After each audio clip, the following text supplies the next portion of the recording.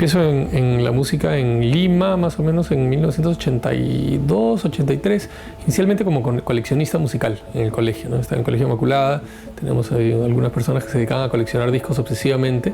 Era en la época en la cual no tenías acceso a discos nacionales, entonces tenías que importar los discos y había todo este sistema de grabación de cassettes. Armé una de estas empresas piratas de grabación de cassette también, ¿no? Y para el 84, 85 formé una banda que se llamó La Secreta Identidad, que nos dedicábamos a hacer una especie de rock psicodélico electrónico por el tipo de equipos que usábamos, no por el tipo de música. Y empezamos a tocar en los locales típicos de Barranco en esa época, ¿no? La Estación, la Casona de Barranco, etcétera, etcétera. Toqué guitarra y canté por muchos años. Luego me voy a los Estados Unidos y sigo trabajando mi propia música, pero no tenía ningún tipo de entrenamiento académico. Recién en el 2006 por fin me meto a estudiar en la Universidad de California en San Diego y hago mi maestría y mi doctorado en música.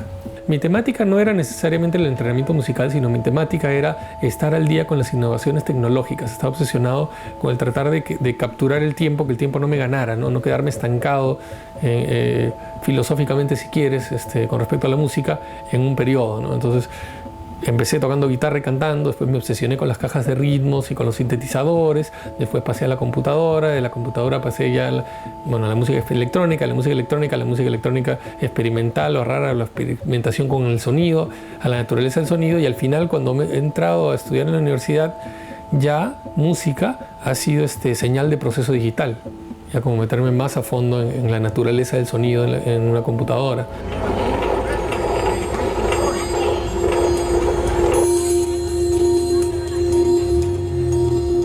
Cuando llego a la zona de frontera Tijuana-San Diego, que es en el 99, ahí las cosas cambian, ¿no?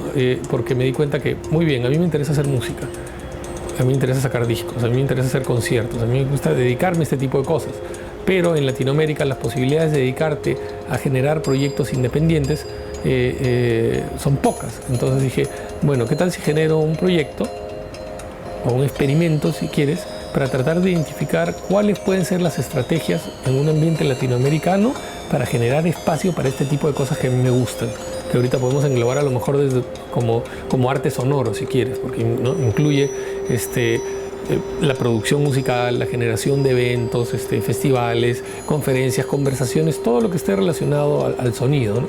La intención era esa, ¿no? Cómo generar estrategias de autogestión para el arte sonoro en la zona de frontera.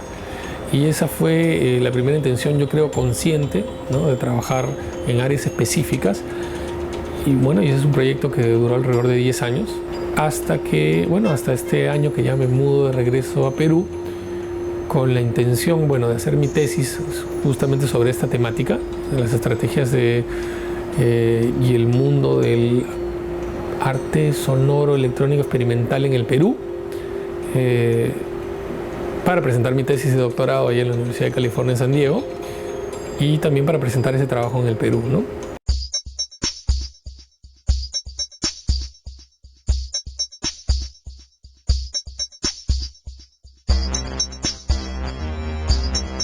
Yo empiezo con hacer música.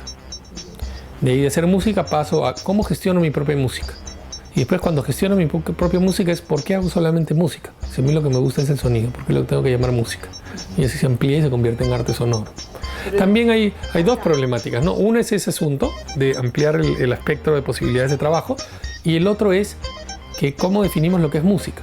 Si de pronto yo hago sonidos y esos sonidos no tienen ritmo, no tienen armonía, no tienen loops, no tienen percusión, no tienen instrumentos definibles, entonces, ¿lo llamo música o lo llamo arte sonoro?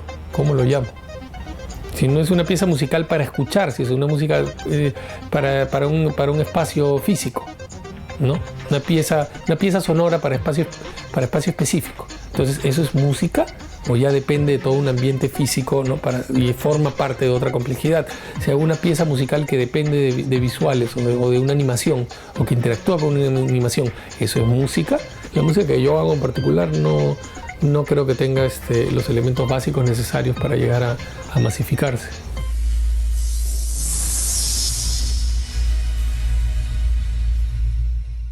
You're listening to Radio Cubo en las calles de Los Ángeles.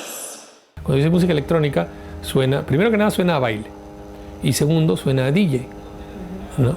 Entonces, el ambiente del arte sonoro, experimental y electrónico no tiene que ver con ese tipo de cosas. Si vas a escuchar música electrónica o lo que popularmente se conoce como música electrónica, generalmente hay una serie de patrones forzados y entra dentro de esos patrones. Loops específicos, ritmos específicos, instrumentos específicos, sonidos específicos, velocidades específicas, tiempos específicos, etcétera, etcétera, etcétera, para cada una de las subculturas. Entonces la idea es romper con esa noción y es un trabajo intelectual personal de búsqueda sonora. Y simplemente el hecho de llamarlo música electrónica es normalmente por los medios. Pues también lo puedes llamar, por ejemplo, lo que yo estudié se llama computer music, no se llama música electrónica. Porque música electrónica puede ser con un sintetizador, no necesariamente una computadora.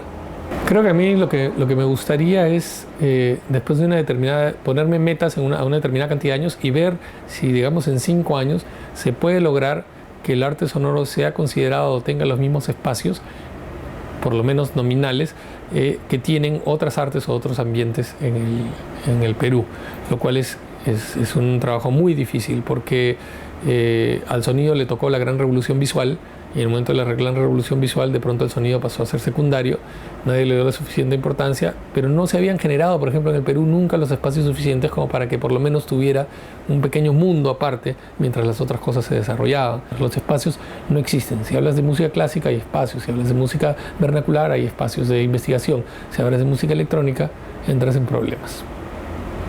Entonces mi idea sería esa, ¿no? Que hubiera ambientes, ya sea independientes, no me importa si son institucionales, independientes o lo que sea, donde haya la posibilidad de formación, entrenamiento, conocimiento y práctica de las artes sonoras.